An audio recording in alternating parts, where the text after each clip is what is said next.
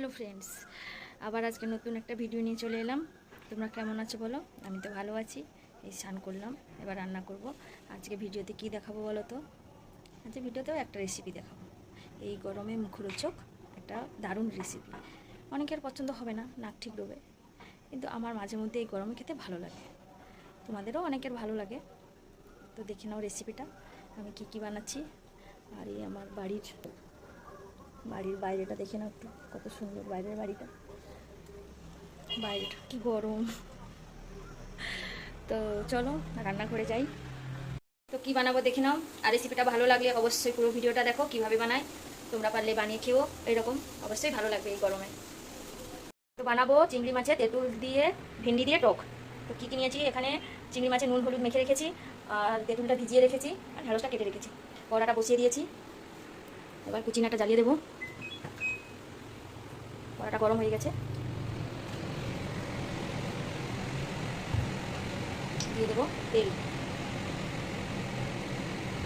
তেল দিয়ে দিয়েছি, দিয়ে দেবো একটা শুকনো লঙ্কা, শুকনো কাঁচা লঙ্কা, আর একটু পাঁচফোড়ন।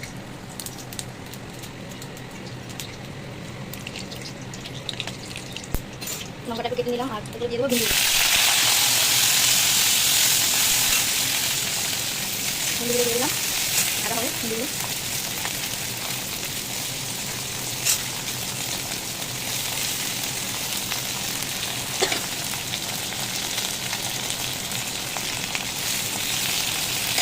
তেঁতুলটা একটু আগে ভালো করে ভিজে রেখেছিলাম, তেঁতুলটা একটু চটকে নেবো ভালো করে।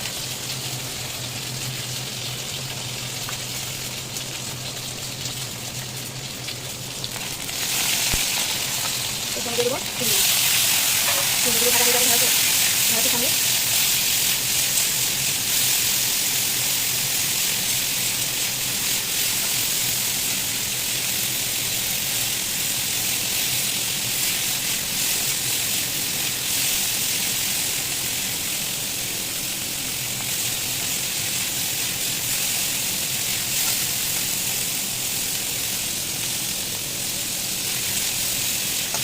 এবার ভাজা ভাজা হয়ে গেছে, এবার দিয়ে দেবো তেঁতুল।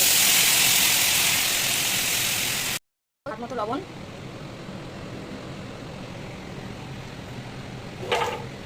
চিনি, যে যেমন মিষ্টি খেতে পছন্দ করো সেরকম দিয়ে দেবে, আর সামান্য গুঁড়ো গুঁড়ি।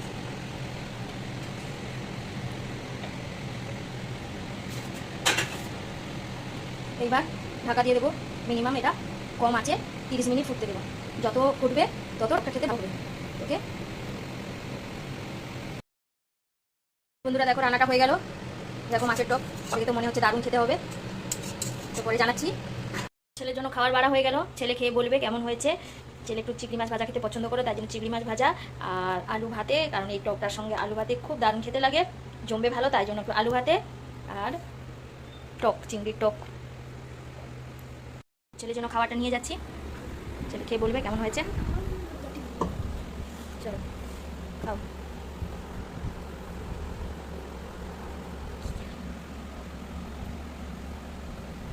টকটা দিয়ে মাখো।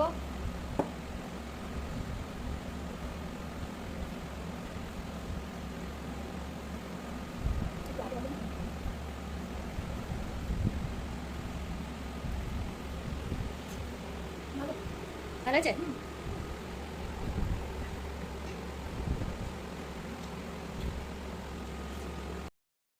তো বন্ধুরা, আজকের রেসিপিটা কেমন লাগলো সবাই একটু কমেন্টে জানাও।